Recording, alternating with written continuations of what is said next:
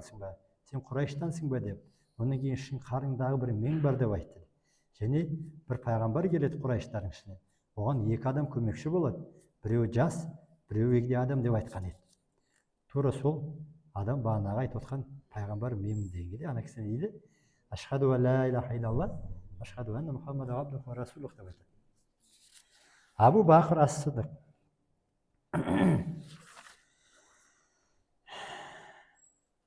Пайғамбарымыз ол туралы айтқан кезде айтады ғой. Абу Бақыр ас-Сидиқтан басқа адамдарға иман туралы әңгіме айта бастаған кезде олар сенімсіз білдіртіп түрлерін бүйтіп тыржитушы еді дейді. Яғни иман туралы айта бастағанда ислам туралы күдікпен күмәнданып ойланатын еді дейді. Абу Бақыр ас-Сидиқтан басқасы дейді. Яғни Абу Бақыр ғана бірден осы иман туралы әңгіме қозғалып, ол мен өз сұрағын жауабын алған кезде не дейді? Ешқандай күмәнсіз ашхаду ла илаха иллаллах, ашхаду анна Мұхаммад абдуху ва расулух. Сол үшін пайғамбарымыз Абу Бақырдың иманы туралы айтқан кезде Абу Бақырдың иманын дейді таразының бір шетіне қойып, осы бүкіл үмбеттің Абу Бақырдан кейін қабылдайтын адамдардың барлығын иманның таразының бір шетіне қоятын болса, Абу Бақырдың иманы ылғи да басым болады. Түсінесіздер ғой? Абу Бақыр сияқты ешкім иман келтіре алмайды. Енді пайғамбарымыз саллаллаху алейхи уассаламның әйелдерден болған бірінші адамды исламды қабылдағанды айттық. Бағана еркектерден болған айттық. Енді осы жердегі жас балалардың ішіндегі болып бірінші иманды кім қабылдайды? Али ибн Абу Талиб деген. Яғни өзінің көкесі Абу Талибтің қолында жүрген Али деген жігіт қабылдайды. Али сол жаста 10-12, сол уақытта 10-12 жаста екен. Сол кезде ол қалай қабылдайды десеңіздер, пайғамбарымыз саллаллаху алейхи уассалам Хадиша анамызбен намаз оқып тұрған кезде Али үйге кіріп келеді. Сонымен қарап тұр екен, ана кісі екеуі намаз оқып отыр. Сонымен намаз біткеннен кейін пайғамбарымыз саллаллаху алейхи уассалам келіп ақын сұрайды. Көкенің баласы не істеп отырсыздар деген кезде, Алла субхана тағала мені бүкіл нәрсенің, яғни Алланың серігі жоқ, ешқандай ұқсастығы жоқ, оған Алланың пайғамбар етіп жіберді. Сені де осы дінге, хақ дінге шақырамын деген кезде, Али радиаллаху анхудың бірінші айтқан 10 жастағы баланың айтады. Мен ойланып көрейін, және осы нәрсемді барып әкемен Абдул Муталибпен барып не істеймін дейді. Абу Талибпен істеймін дейді, ақылдасып келейін дейді. Сөйде пайғамбар саллаллаху алейхи уассалам, егер исламды қабылдамайтын болсаң, бұл туралы ешкімге тіс жарма дейді. Исламды қабылдамайтын болсаң, бұнымен ешкіммен ақылдаспа дейді. Онда маған бір күн уақыт беріңіз, ертең келейін. Таң ертеңгісін келіп, Али радиаллаху анху айтады: «Я Алланың елшісі, маған исламды үйретіңіз, маған исламды білдіріңіз» деп. Сөйтіп үшінші болып исламды қабылдаған кім екен?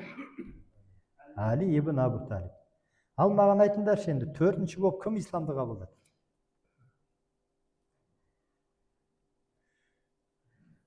Варианты. Осман, Омар, тағы да?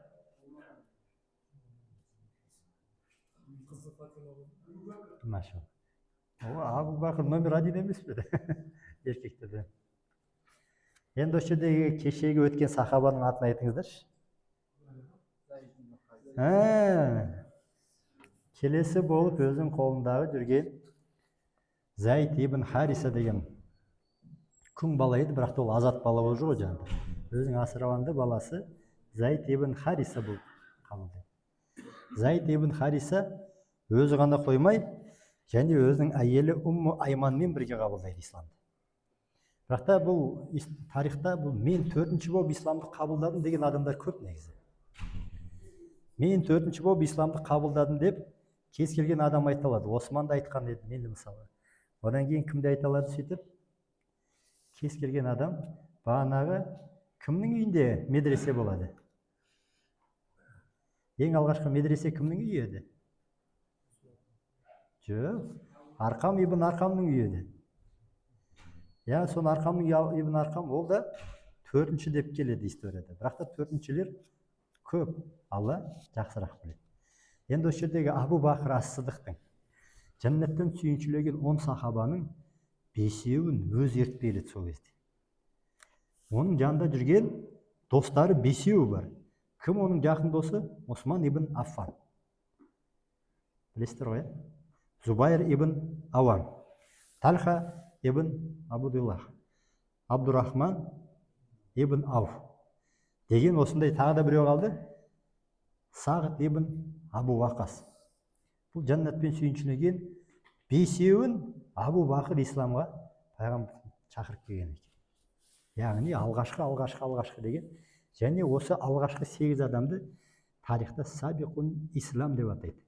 Алғашқы ислам қабылдаушылар деп айтады. Сабиқун ислам деп осы алғашқы адамдарды айтады. Енді Хазірет Осман радиаллаху анхуның оның өзінің бір әңгімесі бар. Ол исламды қалай қабылдайды десеңдер. Ол да исламды көретін кезде бір күні ол да түс көреді. Түс көргіштер ғой бәрі. Тағы да бір кісі бір көріпкел нағашы әпкем бар дейді. Бір күн соған бардым дейді. Сол кезде көріпкел айтады дейді. Саған бір әйел нәсіп болады. Бірақ сен оған дейін ешқандай әйелді көрмейсің. Оған саған дейінде ол еркек атаулыны шын жүректен көрмейді. Ол сол бір пайғамбардың қызы болады екен. Сөгін кездегі бағана кісі айтады, Меккеде бір сыбырлар болып жатыр дейді, әңгімелер. Бір пайғамбар келіпті деген сияқты дейді. Осы туралы маған ашық айтып беріңізші деген кезде. Мұхаммед ибн Абдуллах деген өзін пайғамбарлық келді деп айтып жатыр дейді. Бағана көріп кіргісі. Жақында ол халықты дінге шақырады. Қысқа уақыттың ішінде әлем соның дініне кіреді. Ал кім оның дініне қарсы шығатын болса, олардың бастары шабылады деп бағана көріп келеді. Сонымен Осман ибн Аффан өзінің жан досы болған Абу Бақыр ас-Сыдыққа барып осы әңгімені айтады. Маған бір көріпкел әпкем бар.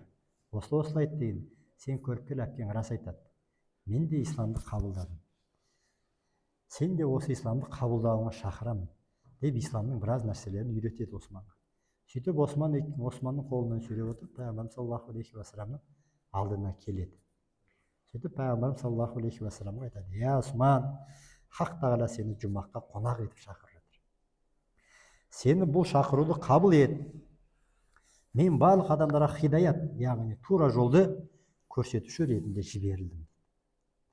Хазірет Осман пайғамбарымыздың күлімсіреген жүзіне, шын жүректен айтқан хақиқатына сол жерде де ешқандай күмәнсіз ашхаду ан ла илаха иллаллах ва ашхаду анна Мұхаммадан абдуху ва расулух деп исламды қабылдайды. Бұл исламды жасырын дағуаттың алғашқы 3 жылы. Алғашқы 3 жылдағы бірін-біріне исламға шақыру осындай жолдармен болып жатыр. Біріне бірін ақырын айтады, пайғамбар саллаллаху алейхи уассалам алдына келіп исламның құндылықтарын сұрайды. Сөйтіп алғашқы 3 жылдың ішінде не бары 30 адамдай ғана исламға келген екен. Қанша адам келіпті? 30 адамдай ғана келген екен. Олар да өздерінің ғибадаттарын тығылып, үйлерінде жасайтын. Түскен алғашқы аяттарды жаттауға тырысатын.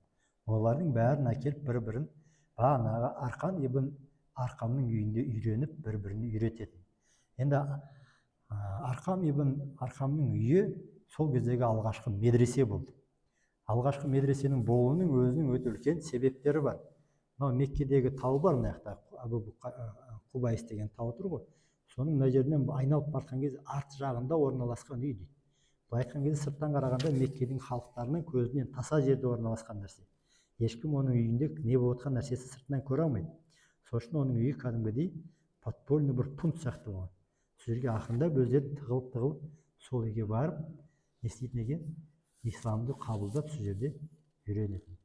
Пайғамбарымыз саллаллаху алейхи уассалам осылай исламды әрбір адамдарға ақырындап жеткізіп жатты. Муддассир сүресінің түсуімен адамдарды ислам дініне дағуат етіп шақыру бастаған.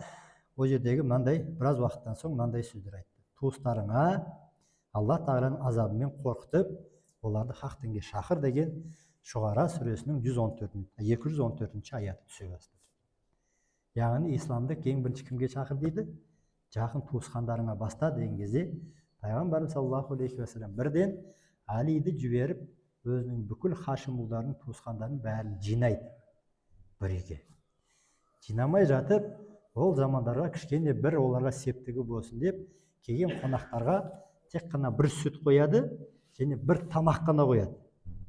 Пайғамбарымыз саллаллаху алейхи уассалам келген адамдарға осы табақты оңнан бастап бәріне береді. Сөйтіп қанша адам келсе, соның бәрі осы табақтан ауыз тиіп, осы сүттен ішсе де, Алланың берген мұғжизасы бітпейді. Елдің бәрі бұған таңырқап, көңілдері бұрылайын деп, мұғжизамен уақи келіп жатыр ғой. Сөйтейін деп отқан кезде, бұл жердегі өзінің бір ең көкесі Абу Лахаб айтады: «Ей оңбаған, бізге кеп осындай сиқыр көрсетейін деп пе едің?» дейді. «Сенің онсыз да адамдардың арасында айтып жүрген әңгімеңді білеміз» дейді. «Енді сені кеп мына жаққа бізге сиқыр үйретпекшісің ба?» деп. Ана жердегі нәрсенің, бүйтіп келе жатқан нәрсенің бәрін быт-шытын шығарады. Сол кездегі адамдарға ешқандай дағуат айтылмастан жатып, Пайғамбарымыз саллаллаху алейхи уассалам Абу Лахабқа қарады, деді: «Маған Құрайышпен бүкіл